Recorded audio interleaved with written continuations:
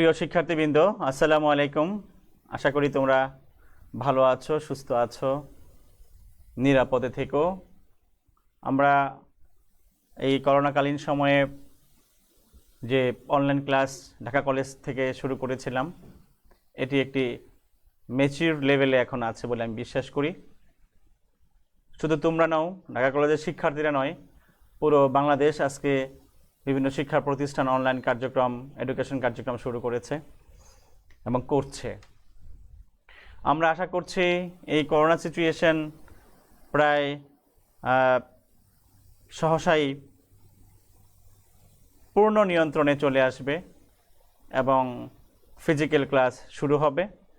যদিও physically class শুরু হবে বলে আশা করছি, তারপর ওই অনলাইন এডুকেশন কার্যক্রম অব্যাহত থাকবে বলে আমি প্রত্যাশা করছি। তো হিসাব বিজ্ঞান প্রথম পত্রের আমি তোমাদের পড়াচ্ছিলাম প্রাপ্য হিসাব সমূহের হিসাব রক্ষণ, এই চ্যাপ্টারটি। এই চ্যাপ্টারে আমরা এর আগে 3টি ক্লাস নিয়েছি। আজকে এই চ্যাপ্টারের শেষ ক্লাস, অর্থাৎ চতুর্থ ক্লাস, প্রাপ্য হিসাব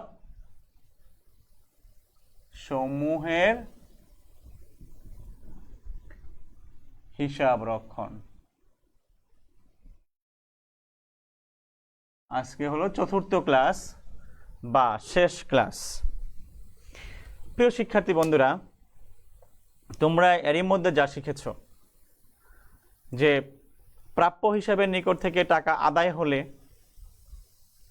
কি হবে, প্রাপ্য হিসাবের নিকট থেকে যদি টাকা আদায় করা না যায় তাহলে কি হবে, প্রাপ্য হিসাবের উপর অনাদায়ী পাওনার সঞ্চিতি রাখলে কি হবে, এবং প্রাপ্য হিসাবের যে অনাদায়ী পাওনা সৃষ্টি হয় সেই অনাদায়ী পাওনার ট্রিটমেন্ট আমরা কিভাবে করব, তো এই সম্পর্কিত আমরা জাবেদা করেছি।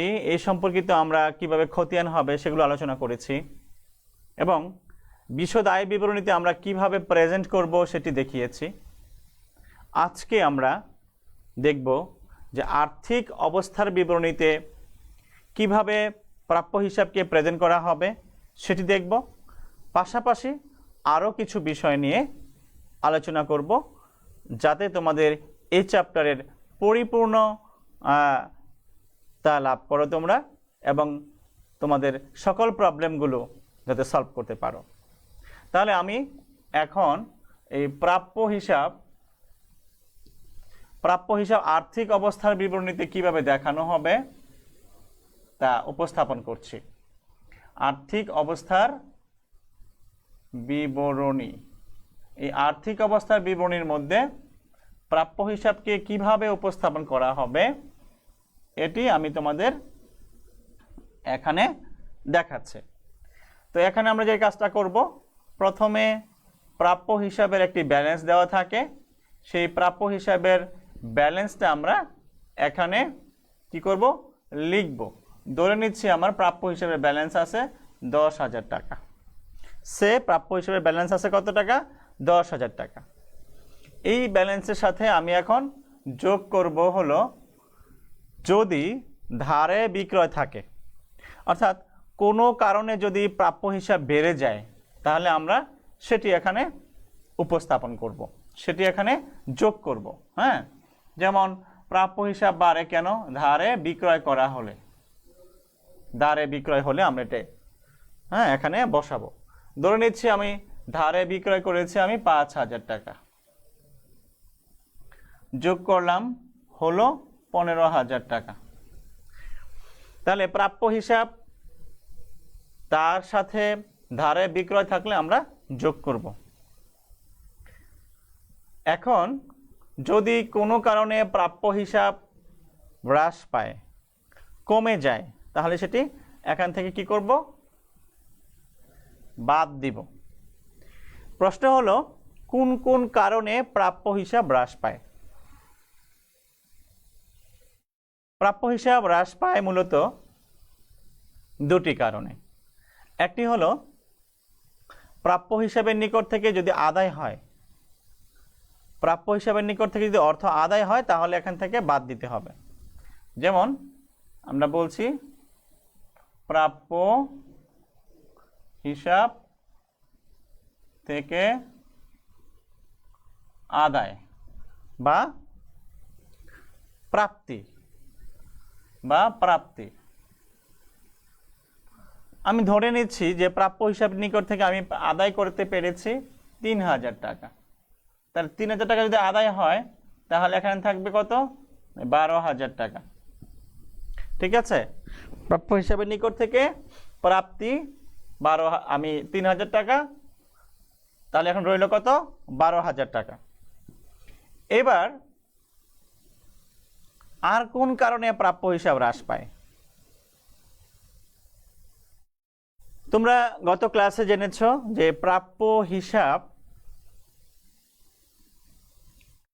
এর অর্থ হলো যে আমি তার কাছে টাকা পাবো বা কাস্টমারদের কাছে যে অর্থ পাবো সেটি, কিন্তু কাস্টমারের কাছ থেকে আমি যে পরিমাণে অর্থ পাবো সবসময় সেই সমপরিমাণ অর্থ কিন্তু আদায় হয় না বা পাওয়া যায় না। কিছু না কিছু অর্থ সবসময় কি থাকে? অনাদায়ী থাকে। তো অনাদায়ী যদি থাকে, প্রাপ্য হিসাবের কাছ থেকে যদি টাকা অনাদায়ী থাকে, আদায়ের যোগ্য নয় এরকম পরিমাণ অর্থ থাকে যা আদায় করা সম্ভব নয়, তাহলে আমরা তাকে বলবো অনাদায়ী পাওনা। অর্থাৎ প্রাপ্য হিসাবের নিকট থেকে যে পরিমাণ টাকা আদায় করা যাবে না, অনেক চেষ্টা করলাম, সর্বোচ্চ চেষ্টা করলাম যে প্রাপ্য হিসাবের নিকট থেকে আমি যে টাকা পাবো তা আদায় করব, কিন্তু আমি অনেক চেষ্টা করেও সম্পূর্ণ টাকা আদায় করতে পারলাম না। অথবা আমি নিশ্চিত হলাম যে কিছু টাকা যেটা আমার আদায় হবে না, এরকম টাকার পরিমাণ আমি কনফার্ম হলাম যে ২,০০০ টাকা, যে ২,০০০ টাকা কি হবে না? আদায় হবে না। তো যে পরিমাণ টাকা আদায় হবে না, এই যে ২,০০০ টাকা, এই টাকাটাকে বলা হয় অনাদায়ী পাওনা। কি বলা হয় এটাকে? অনাদায়ী পাওনা। এই অনাদায়ী পাওনা থাকলে প্রাপ্য হিসাব থেকে কি হবে? বাদ যাবে। আর এই অনাদায়ী পাওনাকে আমরা আবার কি বলি? কুঋণ। অনাদায়ী পাওনাকে কি বলি আমরা? কুঋণ। অনাদায়ী পাওনা হলো যে পরিমাণ টাকা প্রাপ্য হিসাবের নিকট থেকে আদায় করা যাবে না, তাকে আমরা অনাদায়ী পাওনা বলছি বা কুঋণ বলছি। তো সেই অনাদায়ী পাওনা বা কুঋণ যদি থাকে, তাহলে আমি আর্থিক অবস্থার বিবরণীতে প্রাপ্য হিসাব থেকে কি করব? বাদ দেব। আরেকটি বিষয়, প্রাপ্য হিসাবের কাছ থেকে এই যে টাকা আদায় করা যায় না বা আদায় হয় না, এই পরিমাণ অ্যামাউন্টগুলোকে, এই ক্ষতিকে ফেস করার জন্য সাধারণত কি করা হয়? অনাদায়ী পাওনা সঞ্চিতি রাখা হয়, অনাদায়ী পাওনার জন্য প্রভিশন রাখা হয়। এই যে অনাদায়ী পাওনার জন্য প্রভিশন বা সঞ্চিতি রাখা হয়, সেটিও এই প্রাপ্য হিসাব থেকে কি হবে?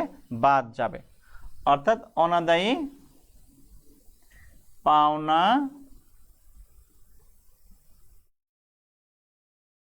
সঞ্চিতি। আমি ধরে নিচ্ছি যে আমার অনাদায়ী পাওনার সঞ্চিতি আছে ৫০০ টাকা। তো এই অনাদায়ী পাওনার সঞ্চিতি যদি ৫০০ টাকা হয়, এই ৫০০ টাকা এখান থেকে কি হবে? মাইনাস করতে হবে, বাদ দিতে হবে। তাহলে অনাদায়ী পাওনার সঞ্চিতি ৫০০ টাকা বাদ দিলে থাকবে কত? ৯,৫০০ টাকা। এই ৯,৫০০ টাকা আমার আর্থিক অবস্থার বিবরণীতে সম্পদ পাশে বসবে। কোন পাশে বসবে? এটি আমার সম্পদ, সো এটি আমার সম্পদ পাশে এটি বসবে। আর্থিক অবস্থার বিবরণীর তোমরা জানো যে দায়গুলো একসাথে বসাতে হয় এবং সম্পদগুলো আলাদাভাবে বসাতে হয়। তো সম্পদের যে ক্লাসিফিকেশন আছে, সেখানে আমি যদি বলি, সেখানটা এই প্রাপ্য হিসাব যাবে। আর এই প্রাপ্য হিসাবকে আমি বলবো সম্পদের কোন সম্পদে যাবে? বলেছি ক্লাসিফিকেশনের কথা, সেটি চলতি সম্পদের মধ্যে যাবে, চলতি সম্পদ। তাহলে প্রাপ্য হিসাব হলো কি? প্রাপ্য হিসাব হলো চলতি সম্পদ। তাহলে আমরা এখান থেকে কি শিখতে পেরেছি? এখান থেকে শিখতে পেরেছি যে আর্থিক অবস্থার বিবরণীর মধ্যে সম্পদ পাশে বা সম্পদ যখন দেখানো হবে সেই অংশে আমি প্রাপ্য হিসাবকে উপস্থাপন করব, প্রাপ্য হিসাবকে দেখাবো। আর প্রাপ্য হিসাবটি আমরা চলতি সম্পদ রূপে গণ্য করব। এখন প্রশ্ন হলো প্রাপ্য হিসাবকে কিভাবে দেখাবো? আমরা আর্থিক অবস্থার বিবরণীর এই সম্পদ পাশে চলতি সম্পদ যেখানে সেখানটায় প্রাপ্য হিসাব এর সাথে যোগ করতে হবে ধারে বিক্রয়, বাদ দিতে হবে প্রাপ্য হিসাব থেকে আদায় বা প্রাপ্তি, বাদ দিতে হবে অনাদায়ী পাওনা বা কুঋণ, বাদ দিতে হবে অনাদায়ী পাওনা সঞ্চিতি। তাহলে এখান থেকে আমি একটা জিনিস বুঝতেছি যে কোনো কারণে প্রাপ্য হিসাব বৃদ্ধি পেলে আমরা যোগ করব, কোনো কারণে প্রাপ্য হিসাব যদি হ্রাস পায় মাইনাস করব, বাদ দিব। আর অর্থাৎ প্রাপ্য হিসাব বৃদ্ধি পেলে আমরা যোগ করে দিব, প্রাপ্য হিসাব যদি হ্রাস পায় বাদ দিয়ে দিব। তো এই যে ফাংশন, এই ফাংশনকেই আমরা বলছি, এই যে বিষয়টুকু আমরা দেখতে পেলাম এখানে, এই অংশটুকু আর্থিক অবস্থার বিবরণীতে আমরা দেখাবো। প্রিয় শিক্ষার্থী বন্ধুরা, তোমরা যদি বোর্ডের প্রশ্নগুলো দেখো, দেখবা বিভিন্ন বছরে আর্থিক অবস্থার বিবরণীতে কিভাবে উপস্থাপন করা হবে সেটি প্রদর্শন করতে বলা হয়। তো তোমরা এই যে ইনফরমেশনগুলো এখানে আমি উপস্থাপন করলাম, এর বাইরে আসলে পরীক্ষায় তেমন কিছু আসে না, ঠিক আছে? এখানে সর্বোচ্চ আসলে এখানে 1 2 3 4 এই 4টা আইটেমই যোগ বিয়োগ হয়। এবং কখনো কখনো এর বাইরে যদি তোমরা চিন্তা করতে যাও, যেটা আসতে পারে সেটি হলো প্রদত্ত বাট্রা। প্রাপ্য হিসাবকে যদি কোনো ছাড় দেই, আমি বাট্রা দেই, ডিসকাউন্ট দেই, সেটিও এখানে মাইনাস করতে হয়। তাহলে এই যে অনাদায়ী পাওনা সঞ্চিতি এবং বাট্রা প্রদান বা প্রদত্ত বাট্রা, সেটি এখানে আসতে পারে। আর ধারে বিক্রয় আসে, এর বাইরে প্রাপ্য হিসাবের নিকট থেকে যদি কোনো আদায় হয় তাহলে মাইনাস করতে হয়। তো এই যে বিষয়টুকু আমরা দেখতে পেলাম, এর বাইরে আসলে প্রাপ্য হিসাব নিয়ে তেমন কিছু পরীক্ষায় আসে না। তো প্রিয় শিক্ষার্থী বন্ধুরা, নিশ্চয়ই তোমরা তাহলে এই বিষয়টি বুঝতে পেরেছ। এ সম্পর্কিত যদি কোনো কোশ্চেন থাকে তোমাদের, তোমরা কমেন্টসে প্রশ্ন করবা, আমি তোমাদের উত্তর দেওয়ার চেষ্টা করব। তো আমরা তাহলে এই অংশটুকু মুছে ফেলি, আমরা নেক্সট কিছু প্রিপারেশন নিব। এখন তোমরা খাতা কলম রেডি রেখো। প্রাপ্য হিসাব নিয়ে এর আগে আমরা জাবেদা কিভাবে হবে সেটা আলোচনা করেছি। তো তোমরা জানো যে 4টি জাবেদা শিখলে মোটামুটি এই চ্যাপ্টারের বেসিক প্রবলেমগুলো সলভ হয়ে যায়। তো যে 4টি জাবেদা শিখলে হয়ে যায় সেটি তোমরা দেখেছো, আমি এর আগের ক্লাসে তোমাদের শিখিয়েছি, তাই না? এখন আমরা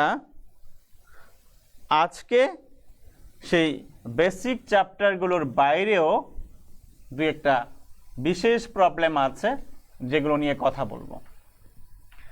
তোমরা শিখেছ ধারে বিক্রয় করলে জাবেদা কি হবে, তোমরা শিখেছ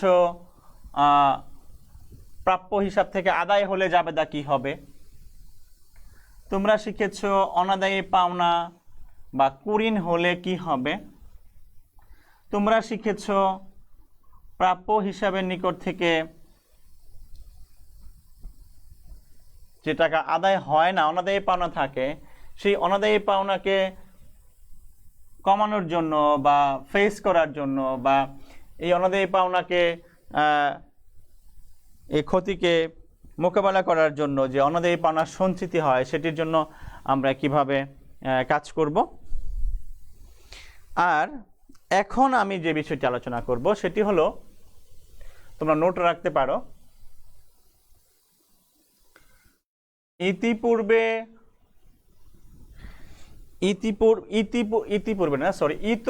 এটা ইতোপূর্বে আমি মুছে নেই।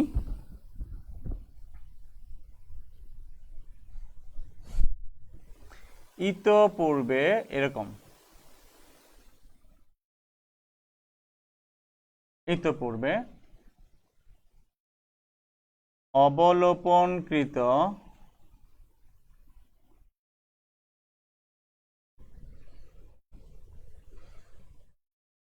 অনাদায়ী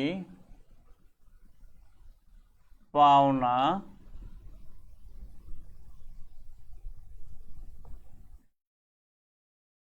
আদায় হলো 500 টাকা। তো ইতপূর্বে অবলোপনকৃত অনাদায়ী পাওনা আদায় হলো 500 টাকা। তো এই যে অনাদায়ী পাওনা আদায় হলো, এই অনাদায়ী পাওনা আদায় হলে কি হবে, জাবেদা কি হবে, বা এটি আমার আর্থিক অবস্থার বিবরণীতি বা আমি কিভাবে প্রদর্শন করব। তবে আমি বলবো জাবেদা যদি আমরা পারি তাহলে কিন্তু আমরা কিভাবে খতিয়ান হবে, কিভাবে আর্থিক অবস্থার বিবরণীতে প্রদর্শন হবে সবই পারবো। মূল ফ্যাক্ট জাবেদা করা। তাহলে এখানে এই যে প্রবলেমটি, এই প্রবলেমটি আমি এখন জাবেদা শিখব। তো এই জাবেদাটি আমরা কিভাবে কি লিখবো এখানে, এটি আমি এখন তোমাদের দেখাচ্ছি। এখানে যে মূল বিষয়টি সেটি হলো যে তোমরা এর আগে অনাদায়ী পাওনা অবলোপন করেছ। অনাদায়ী পাওনা কি করেছ? অবলোপন করেছ। তো অনাদায়ী পাওনা যদি অবলোপন হয় তখন আমরা কি করেছি, এর জন্য একটি জাবেদা করেছি। তো অনাদায়ী পাওনা যে অবলোপন হয়েছে সেই অবলোপনের জন্য কি করেছি আমরা, একটি জাবেদা করেছি। সেই জাবেদাটা কি ছিল আমাদের এটি প্রথম জানতে হবে। অনাদায়ী পাওনা অবলোপনের জন্য আমরা জাবেদা করেছি, সেই জাবেদাটা কি ছিল। তো অনাদায়ী পাওনা অবলোপনের জন্য যে জাবেদা ছিল সেটি আমরা জানি যে অনাদায়ী পাওনা অবলোপনের জন্য দুটি পদ্ধতি আছে। একটি ছিল অনাদায়ী পাওনা সরাসরি অবলোপন করা, আর একটা ছিল অনাদায়ী পাওনা সঞ্চিতি পদ্ধতি বা ভাতা পদ্ধতিতে হিসাবভুক্ত করা। অনাদায়ী পাওনাকে সরাসরি অবলোপন না করে সঞ্চিতি হিসাবে ট্রান্সফার করা এবং এই সঞ্চিতি হিসাবের মাধ্যমে অনাদায়ী পাওনাকে হিসাবভুক্ত করা। তো অনাদায়ী পাওনা যখন আমরা জানি যে অনাদায়ী পাওনা অবলোপন করা হয় তখন আমাদের জানি আমরা যে জাবেদা হয় সেটি হলো অনাদায়ী পাওনা সঞ্চিতি হিসাব ডেবিট, প্রাপ্য হিসাব ক্রেডিট। অর্থাৎ অনাদায়ী পাওনা যখন অবলোপন করা হয়েছিল, নোট লিখে নিতে পারো, যখন অনাদায়ী পাওনা অবলোপন করা হয় তখন কি জাবেদা হয়?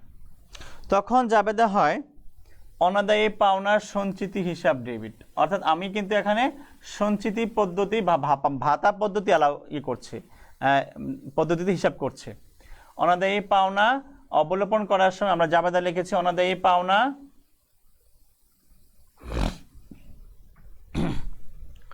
সঞ্চিতি হিসাব ডেবিট,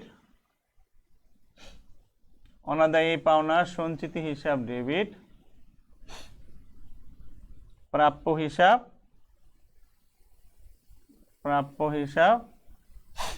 ক্রেডিট।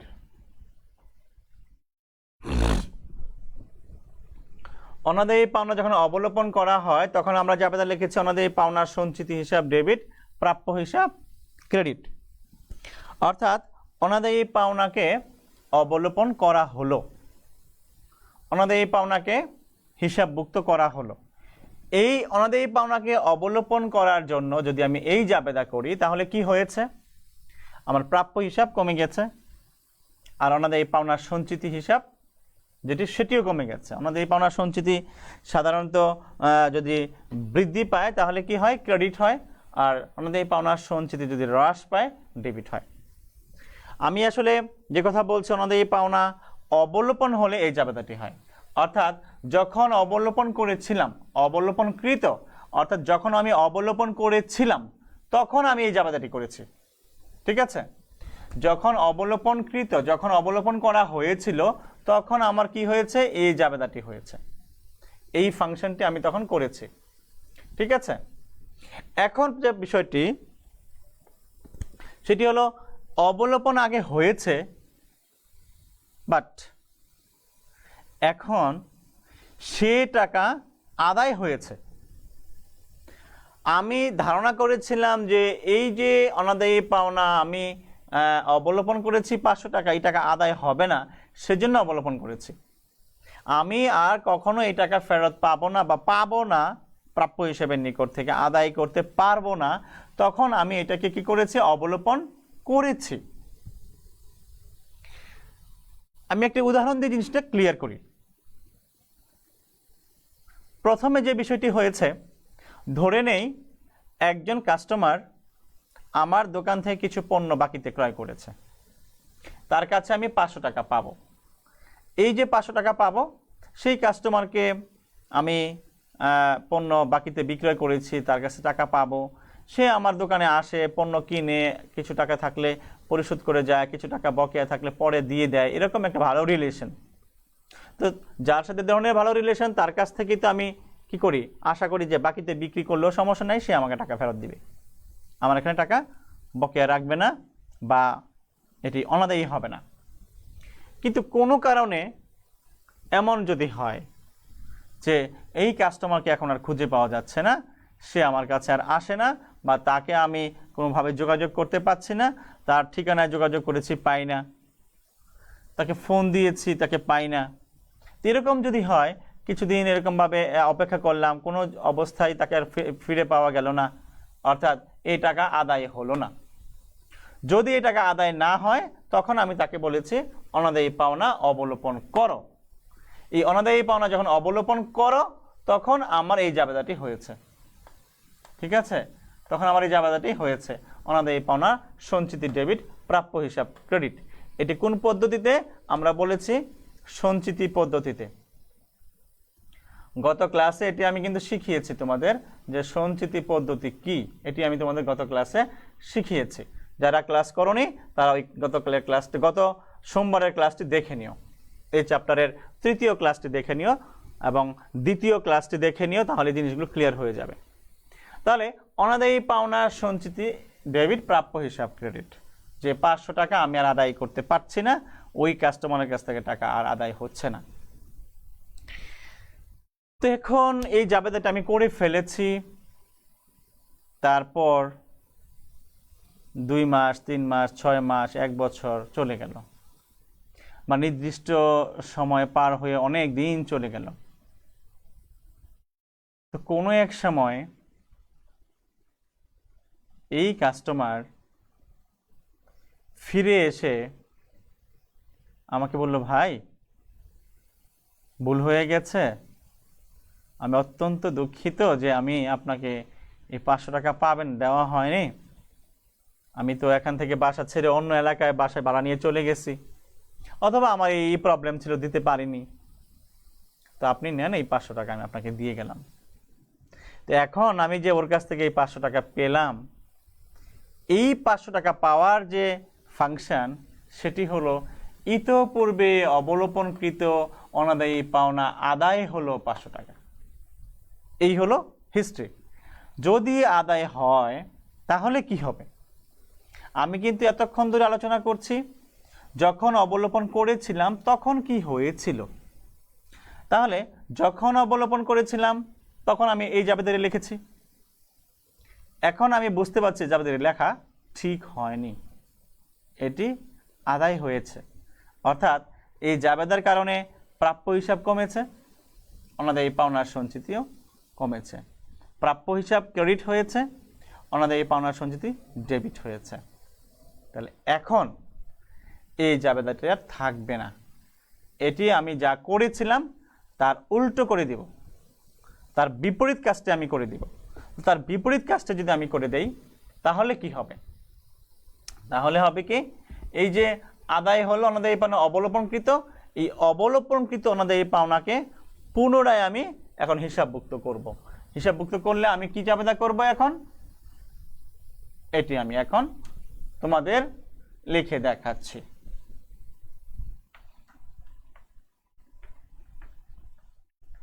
এখন এখানে যে কাজটি করতে হবে, এই যে অবলোপনের যে জাবেদাটা আমি একটু আগে লিখলাম, মুছে ফেললাম, এখন এটার উল্টো করে দিতে হবে। কি করতে হবে? এটার উল্টো করে দিতে হবে। পূর্বে অবলোপন কৃত অনাদায়ী পাওনা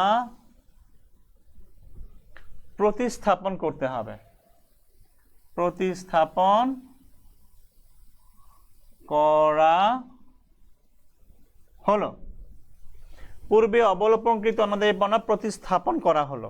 তো প্রতিস্থাপন করা হলে কি জাবেদা হবে? প্রাপ্য হিসাব ডেবিট, প্রাপ্য হিসাব ডেবিট, আর অনাদায়ী পাওনা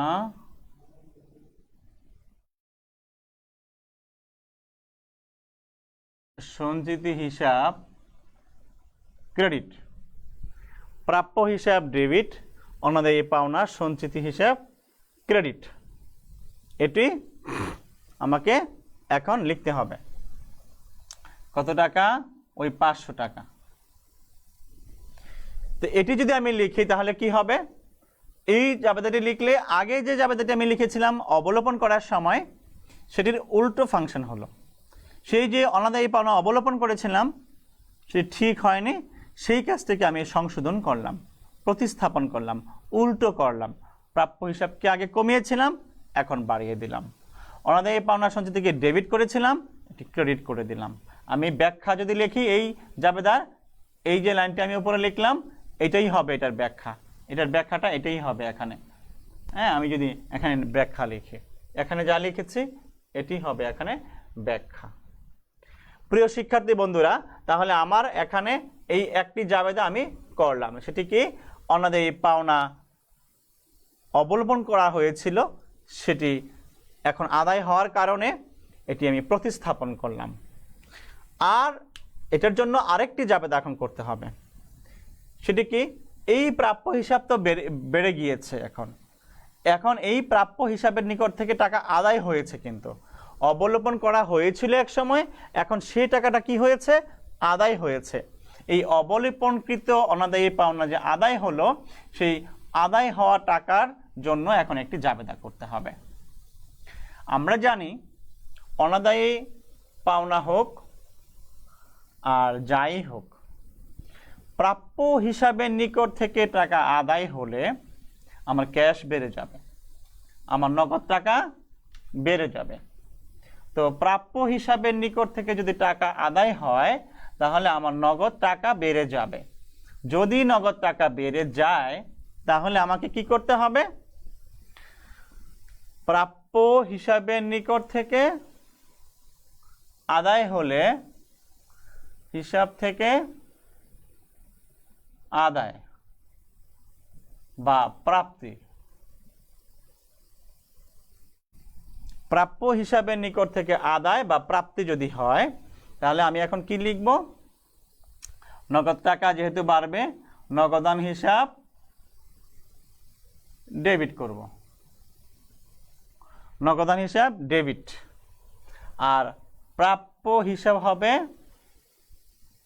প্রাপ্য হিসাব, এটি হবে আমার ক্রেডিট। নগদান হিসাব ডেবিট, প্রাপ্য হিসাব হবে কি? ক্রেডিট। এটি হবে আমার প্রাপ্য হিসাব থেকে আদায়। অর্থাৎ এই যে এখানে আদায় হয়েছে 500 টাকা, এই 500 টাকার জন্য এটি হবে আমার দ্বিতীয় জাবেদা। এখানে হবে এই 500। তাহলে কি হলো প্রিয় শিক্ষার্থী বন্ধুরা? এই ফাংশনটি থাকলে ইতপূর্বে অবলোপনকৃত অনাদায়ী পাওনা আদায় হলে আমার দুটো জাবেদা করতে হবে। একটি আমি একটু আগে লিখেছি, প্রথম জাবেদা যেটি, সেটি কি ছিল? অনাদায়ী পাওনা অবলোপনকৃত ছিল, সেটি আদায় হওয়ার কারণে আমি অনাদায়ী পাওনা অবলোপন করা যে ছিল সেটিকে প্রতিস্থাপন করেছি। আগে অবলোপন করেছিলাম, সেটিকে বিপরীত কাজ করে দিয়েছে। সেখানে আমি লিখেছি প্রাপ্য হিসাব ডেবিট, অনাদায়ী পাওনার সঞ্চিতি ক্রেডিট। আর এখন টাকা আদায় হওয়ার কারণে দ্বিতীয় জাবেদা, এই জাবেদাটি হবে নগদান হিসাব ডেবিট, প্রাপ্য হিসাব ক্রেডিট। তাহলে এই দুটো জাবেদা করতে হবে। কখন দুটো জাবেদা করতে হবে? যদি এই প্রবলেমটি থাকে, অনাদায়ী পাওনা অবলোপন করেছি, সেই অবলোপনকৃত অনাদায়ী পাওনা যদি আদায় হয়, আদায় হলে এই জাবেদাটি করতে হবে এবং তার আগে যে জাবেদাটি করেছি 1 নম্বর সেটি করতে হবে, অর্থাৎ দুটো জাবেদা করতে হবে। অনাদায়ী পাওনা আদায় হলে কটি জাবেদা করতে হবে? দুটি জাবেদা করতে হবে। একটি হলো অনাদায়ী পাওনা আদায় হওয়ার জন্য প্রথমে আমি যে জাবেদাটি করব, প্রাপ্য হিসাবকে বাড়িয়ে দিব, প্রাপ্য হিসাব ডেবিট হবে, অনাদায়ী পাওনার সঞ্চিতি ক্রেডিট হবে। আর দ্বিতীয়ত আদায় হওয়ার সময় আমি লিখব নগদান হিসাব ডেবিট, প্রাপ্য হিসাব ক্রেডিট। প্রিয় শিক্ষার্থী বন্ধুরা, এই যে জাবেদাগুলো আমরা করলাম, আমরা নিশ্চয়ই এই জাবেদা করলে কি করতে পারবো? খতিয়ান করতে পারবো এবং আর্থিক অবস্থার বিবরণীতেও আমরা দেখাতে পারবো। তবে আমরা মনে রাখবো, এখানে যে ভুলটা করি সেটি হলো অনাদায়ী পাওনা আদায় হলে আমরা মনে করি যে আয় হয়ে গেছে, এটাকে আমি আয় পাশে দেখিয়ে দেই বিশদ আয় বিবরণীতে। প্রকৃতপক্ষে এটি আয় নয়, এটি যে ক্ষতি হয়েছিল সে ক্ষতিকে কমায় দিবে, সে ক্ষতিকে হ্রাস করবে। সেজন্য আমাদের এইভাবে এই জাবেদাগুলো করতে হবে। আর প্রাপ্য হিসাবে এখানে একবার বাড়বে আর একবার কমবে। তাহলে প্রাপ্য হিসাবের সাথে একবার যোগ হবে আর একবার প্রাপ্য হিসাব থেকে মাইনাস হবে আর্থিক অবস্থার বিবরণীতে প্রদর্শন করার সময়। তো এই যে বিষয়গুলো আছে, এই যে 4টি ক্লাস আমি করেছি, আমি আশা করি তোমরা যারা এই 4টি ক্লাস তোমরা নিয়ে দেখেছো, ফলো করেছো, তারা এই প্রাপ্য হিসাব সম্পর্কে সকল প্রশ্নের উত্তর এখান থেকে খুঁজে পাবে এবং বিভিন্ন টেস্ট পরীক্ষার প্রশ্নগুলো এবং বোর্ডের প্রশ্নগুলো তোমরা একটু অ্যানালাইসিস যদি করো, নিশ্চয়ই ভালো করবে এ প্রত্যাশা থাকলো। সবাই ভালো থাকো, সুস্থ থাকো, নিরাপদে থাকো, সেই প্রত্যাশা রেখে আজকে আমি তোমাদের কাছ থেকে বিদায় নিচ্ছি। আল্লাহ হাফেজ।